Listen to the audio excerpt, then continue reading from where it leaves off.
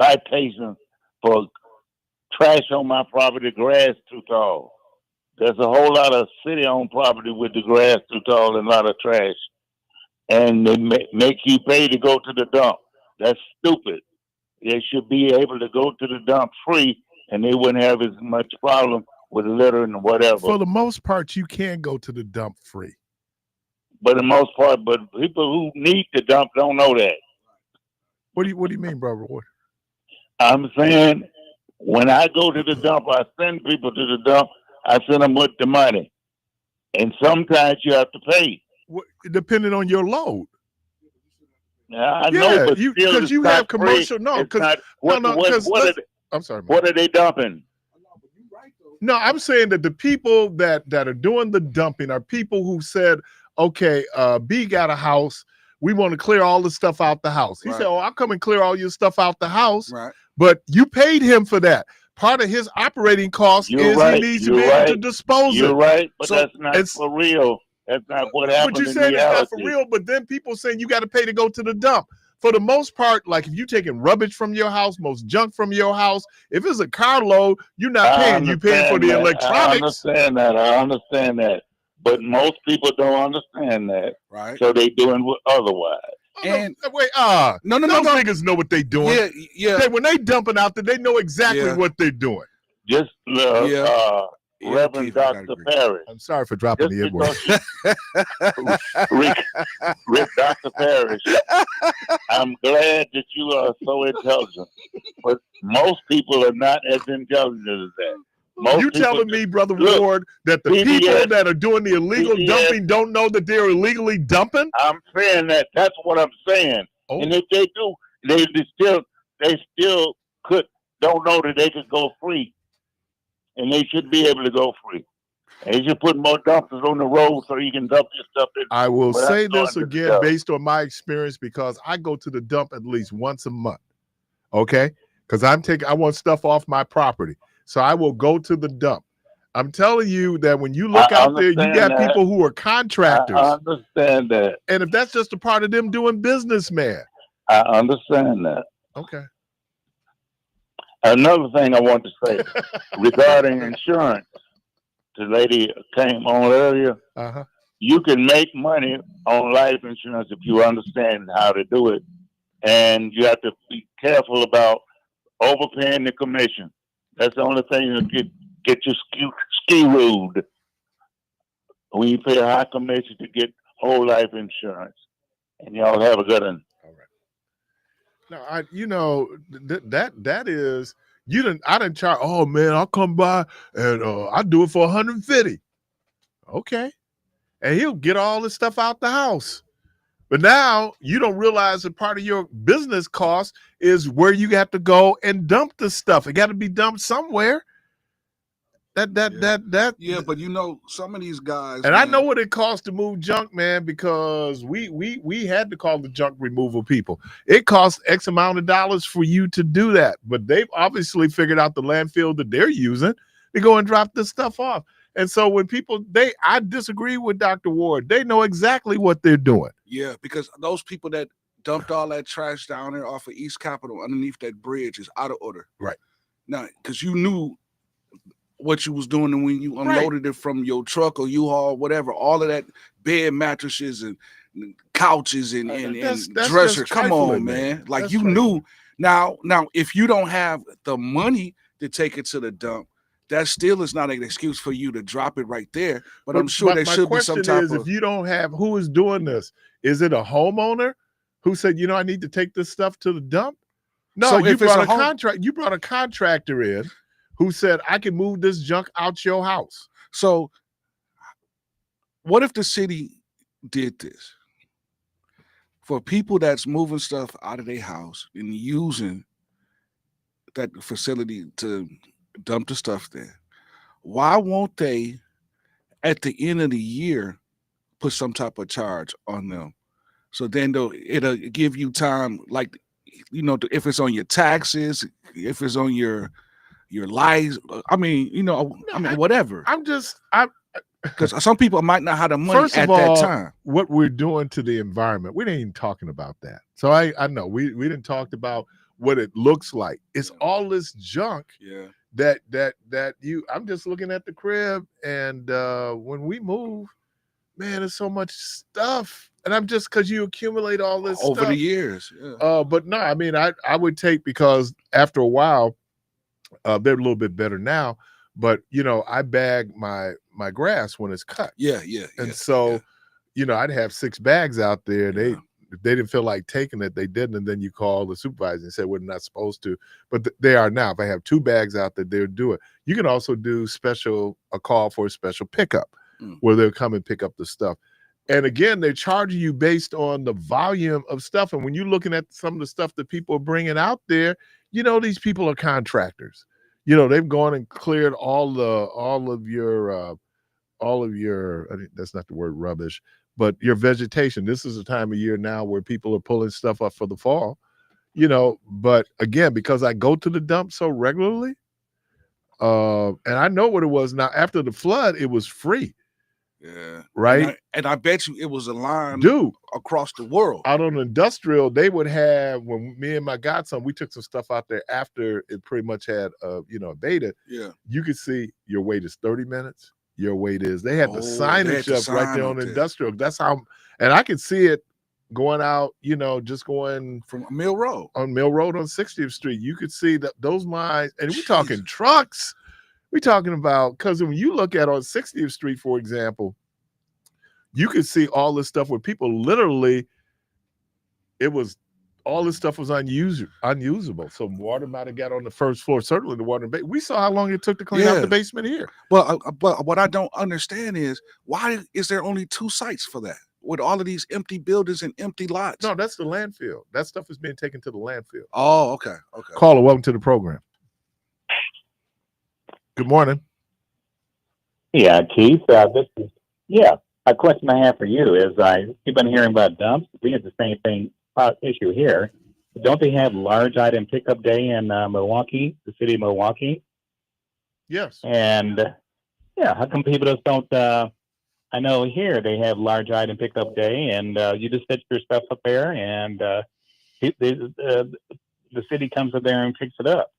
Right. In the springtime, they have in your neighborhood, you put all kind of stuff out there. People putting couches out there, put all kind of stuff. And the city's going to send trucks out to pick up the stuff.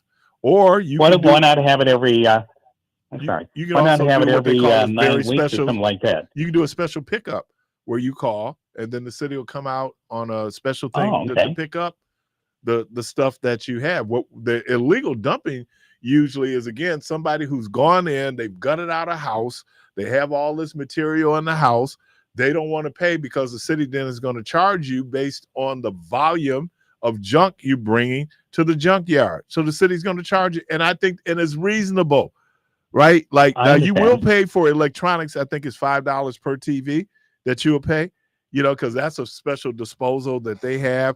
They also have where you can take hazardous waste out, right? So what the dumping is not neighborhood folks or me clean out my house. The dumping are guys who are going out charging people to clean out their houses and clean up a space. And part of it is we'll take care of it because we use 100 got junk.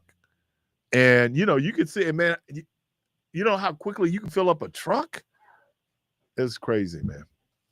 The only other question I got to mention to you, too, is that before I got my home, I lived in an apartment. I remember there was going to your point, there was a person who was working at this home, and we had an apartment, one of those giant containers to put your trash in for your apartment. Right. And we came in there, and the thing was almost filled. Yep. And we could never, and it was filled by the person who was doing all the remodeling of the home or something like that. They had drywall in there. They had some other things in there. And I complained and everything else like that. I mean, even if they had, what you're telling me that they would not come pick up, and somebody has drywall, they have things like that, painting, they would not come, and that would be too much of a hassle for it depends the on city or something like that. What it is. But we had our roof done a few years ago, and we were fortunate because they could put the dumpster on our property. For some people, they couldn't figure out how to get the dumpster on the property, so the dumpster is on the street. So then what happens is people driving around, you see dumpsters out there that people had out there because they had work done on their house. And if it's not on the property, people are they're dumping stuff in those dumpsters. Yeah, that's unfortunately. I hate to say that I've done that. I've seen those, and I had some trash. Right. But it was basically, it wasn't any trash. It was like trash I saw on the streets. I picked it and put it in there. When they did the dumpster, based on the material they took off the roof, it filled up the dumpster that was on my property. So, and one other question I got to ask you too. I mean, I was, like I said, I was in your city about 2 or 3 months ago. I think I was there about a month. Okay. Driving around, and I did not see what you guys are saying as far as being a filthy city. What I saw was maybe I was around Capitol and 10th, and I was around Capitol, but the Midtown area. Now that area, I think where your place is, Midtown and everything. Now that area was lit on the scary side, and because they said they used to be a shopping center, but now they said they had some issues or something. But I did see a filthy and a dirty city. Well, our socialism here was that we kept the city clean. Milwaukee, for many, many years, had a reputation of being one of the cleanest cities in America. But that costs money. They have people getting out, cleaning up trash on the regular. And then with the budget challenges that the city has, being able to keep up with that, we just have, and it's not like we have more people here, because when I was a kid, we had close to 1 million people living in the city. But we do have more trash because America has become more and more a disposable society. Instead of us either recycling it or not wasting it, we just throw it away and then we replace it. Like right now, we have a real environmental crisis when it comes to cell phones, because, you can't fix cell phones. They design them now where you have to send them to Apple to get them fixed. It's just easier to buy a new one. So what do you do with those lithium batteries that are inside the phones? And then when I heard this number, there are more cell phones than there are people on the planet. That tells you, so these are all environmental issues that you have, like landfills out there and what we're doing. So we have so much disposed garbage in this country because, again, we're one of these societies where, like if I go in the store, I'm trying to have less of a carbon footprint on the planet. So whenever I can get paper bags, I get paper bags. Okay. Yeah, let me ask you another point too. You're talking about electronics, but one thing I was noting is that they were talking about a lot of the electronics. When you go to the store and you give it to the people and you pay it, and I was asking, where does these electronics come? And then I found out later that sometimes some of those African countries like Ghana, they're getting some of those electronic components, and they're junking up their stuff with all these. They have gold in them. They have silver, whatever materials they have, and it's very health hazard too. Right. And that's when I noticed they're having that issue. And they're same thing like when China used to take a lot of our trash, but they don't do it anymore. And it's probably because of that, because people were just going. They didn't want to be like a dumpster place and everything else like that. But and also you talked about the driving and everything else like that. And when I was driving around, I was a little concerned. I did see people going pretty fast and everything else like that. And I was concerned about my personal safety driving. I don't care what. But like I said, I was very cautious when I was going. I don't care what city. And because I was afraid about, I did see some people go around me, and they seemed like, I was I think I was coming around. They just drove around me, and they're going to get there. And the funny thing that cracks me up is so many times you'll see people, they'll be honking at you in the back, and when you're at a red light or something, or green light, and they'll say, "Hey, hurry up." Yeah, and then when you get to them, then next thing you know, you're driving to, and the person zooms, they pass you, and next thing you know, the funny thing is they stop at the red light. They ain't got no choice. All right, man, let me do this. I'm up on the break. I've gone long. I appreciate it. Hey, y'all Yeah, listening go ahead. to all right. Y'all listening to Community Voice. We're gonna take a quick break and we'll be right back.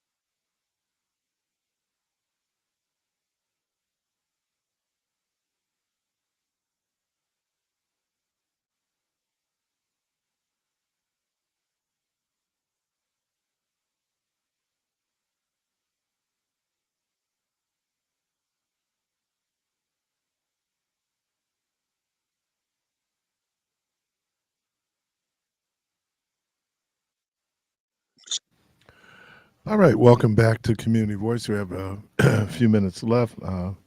My guy chimed in, text me, and he says some of my favorites, some shoes of my favorite: Tom Ford, Bruno Mali, Gucci, Hermes, Ferragamo, and Cole Haan. Cole Haan is a real good practical shoe. If you just, the comfort. At one point, Cole Haan was owned by Nike. Really? Yeah, and some of those Air shoes they were doing, really comfortable shoes. But something Michelle said that that a real good shoe is a comfortable shoe. Yeah. It fits right. Yeah, the whole piece. Back in the day, for old school players, it was the Stacey Adams. Mm-hmm. And then we got into the exotic skins. Now, the problem with the exotic skins is just taking care of them. Yeah. It requires a lot of care. Yeah, you got to keep them put up. Yeah, because that and, it like, I just love shoes. I always say. Now, my brother, his Jimmy school game, his Jimmy shoe game. My brother, man, got some nice sneakers. It's crazy. He keeps up with them, man. I'm not as much a sneaker guy now because I don't play. Yeah. But trust me, man, whatever sneaker came out back in the day, you know, it had them things. And I'm still looking, man. I got to go through and again go to the dump to throw out some of the stuff I had. But I was just amazed at some of the shoes that I have. I mean, just like me and Rhonda, man. What we were in New York, and I think we went to Ted Baker. And Rhonda got the coldest pair of shoes, man. Those shoes were so nice, dude. Wow. But yeah, now, again, Rhonda will tell you she does it for her. I'm telling you, I do want you to either I don't want you to criticize me, but certainly, throw me some love if the shoes. So for the women that claim that they don't dress for anybody else, when somebody say, I don't like your outfit, do you get offended? Probably not, because they don't care. Fool yourself.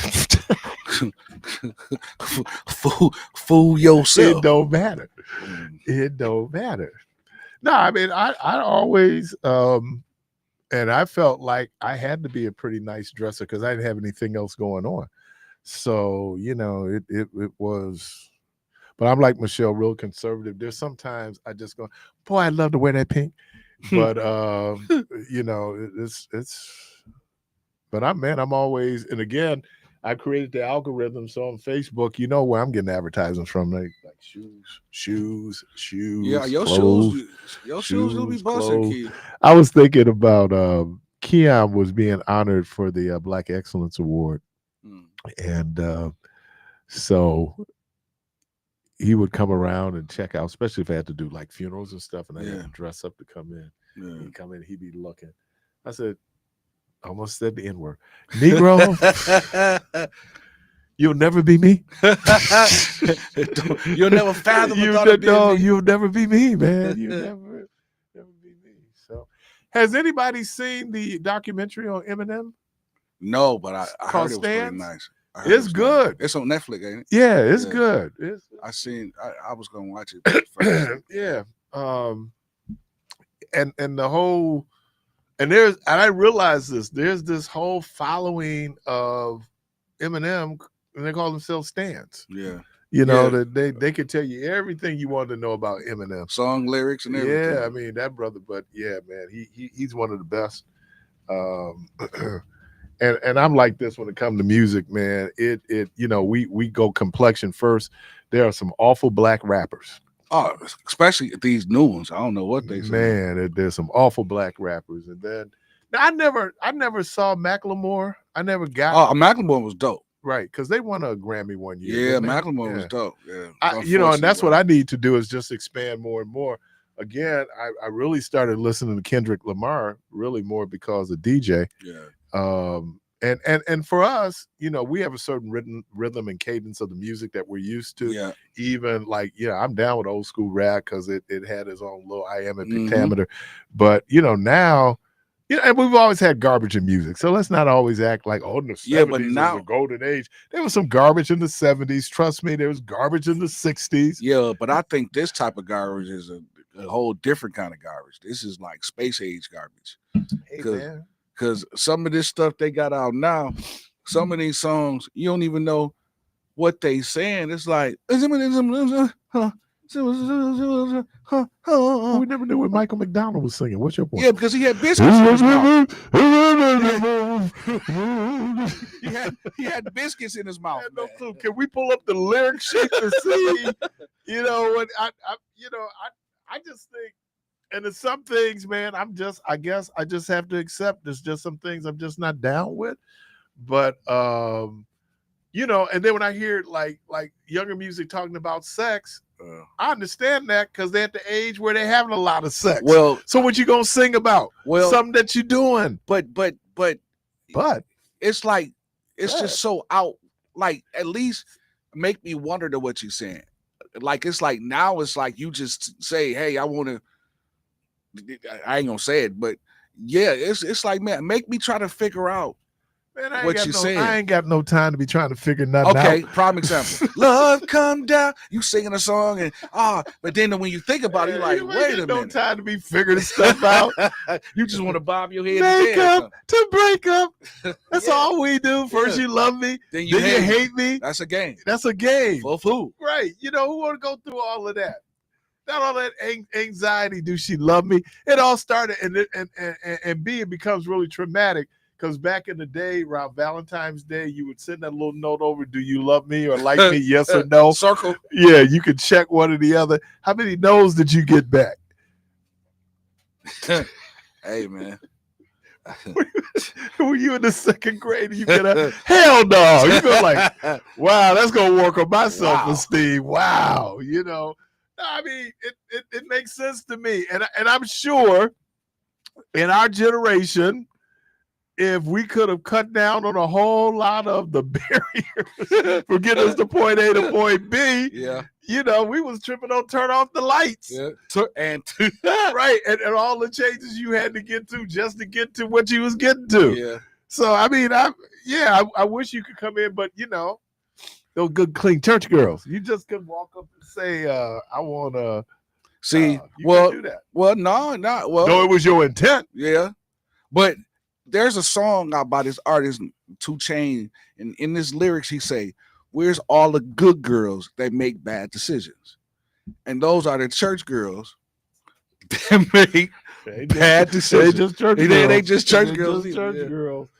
I was talking to Rhonda, and, you know, she was just talking about her birthday and everything, and said some of the things that, you know, you wonder if you did something, would it be different? You know, did you regret anything? And when she got to kind of like talking about regrets, I was leaning forward like, okay.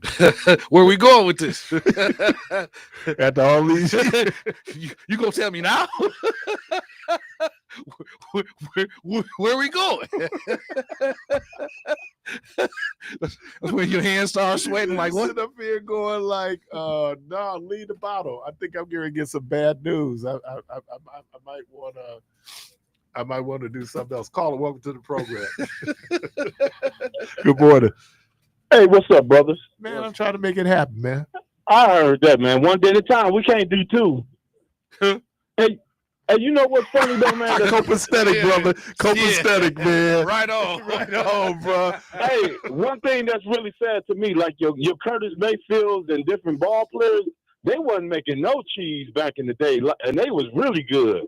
And these cats is making a lot of money, music and sports and everything. Don't fool yourself with the music, like, bro. Wow. Don't fool yourself with the music, because that's all upfront money that they got to pay back. So they end up in debt. So it looked like they having it, but they really not have. They struggling, bro. Oh, especially, yeah, that's what TLC them said. Yeah, right, please, oh man, Pebbles just raped them. I mean, raped them, bro. Oh, my God. I mean, bogus, man. Term, but Pebbles, man, that's Pebbles learned the business. That's the greed, and that's the thing. It's the record business, man. Listen, my first deal. This the honest to God truth. My first deal they offered me. This cat wanted 75% of my publishing. It's only 100%. So if you want 75%, and you leave the rest for me to split between whoever else is brought in on this record, you raping me with no Vaseline. But if you went from 0 to that 25%, see, but it ain't. But it ain't the whole 25 though. I got all. But if he sit up and we negotiate, you saying that's more than I had. Look, I don't know if it was that ping pong movie with Christopher Walken's in it. He plays the Asian guy, and he was talking about how he deals with rap groups. Yeah, he laughs. He says, and they just signed over their publishing rights. Ain't no way.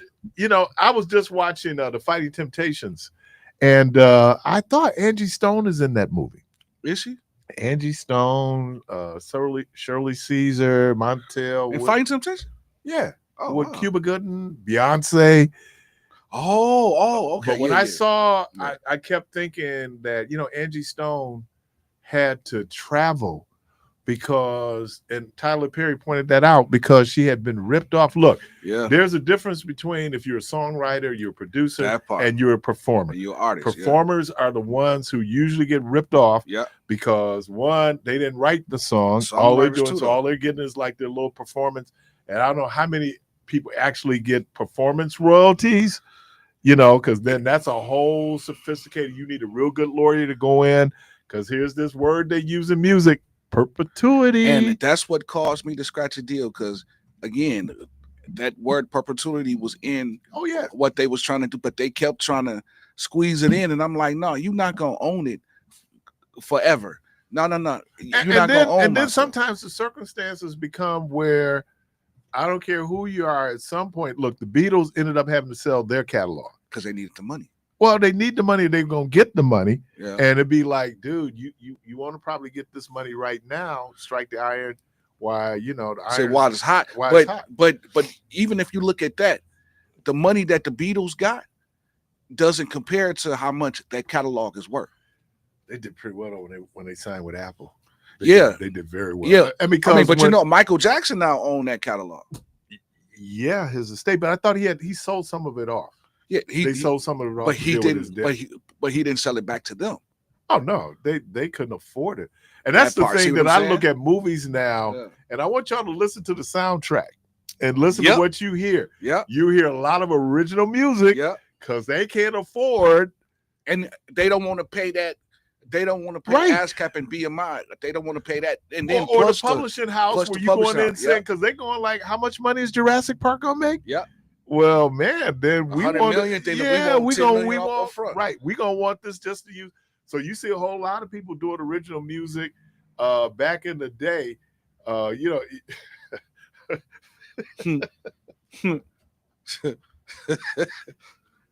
Because I'll have to explain how I know, so I won't even use don't that do example. It. I'll have to explain that. But no, I mean, that's business, man. People out there to make money, and yes, will they take advantage of talent? Yes. Man. Do we exploit talent every day? Yes. If the NBA, if the players get 55%, yeah, but the owners, you got 55% that you got to divide among 1,000 people, where you have the 45% that you only have to divide between 30 people. Yeah, you know. So when you look at, and then what are you getting over and beyond that? You know, who controls licensing? Yeah, right. When you sit out there selling a Giannis jersey, who controls that? Who's getting paid for that? Cash rules everything around me, y'all. Dollar bill. Yeah, and as Biggie said, more money. No problem. No problem. Listen, and if it don't make dollars, it don't make sense. Listen, got my mind on my money and my money on my mind. Let's get up out of this joint. You know what? Keep before you go, because I know we got to get up out of here. But I was supposed to do a funeral at 4:00, right? Okay. Today, and while we was on break, I got a call that said that the funeral was canceled, that we're not doing it. So I'm like, why? This cat said the dude woke up. Man, I fell out, man. I couldn't take it. Dude. I said he woke up. Yeah. He said, yeah, he woke up. But no, they go die. No, they just canceled it because the money wasn't there. But okay. no, he said that he woke up. But you know, when my mom, when she had her recent medical episode, you know, it takes a lot out of an older person. Yeah.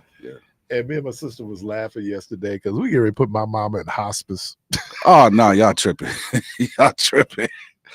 Y'all tripping, man. That woman ain't nowhere near there. Like you trying to send me off early. Going like we put her in hospice, and then when because at that moment, because you see her sick, Yeah, and you in that moment, but you got to remember she gonna get better. Yeah. Right? Let me thank Miss Taffy Foster Tony, Miss Angela Marion, Miss Celia Jackson, Miss Denitra Jones, the good folks there at the Coalition for Safe Driving, MKE. Debo, thank you. Byron, thank you. Clark, thank you. Jermaine, thank you. Yes, Callers, sir. we thank you. Tito, Jermaine. Yeah. Michael. Good Lord willing. Creek don't rise. Hope to talk to everybody tomorrow. And as always, go from the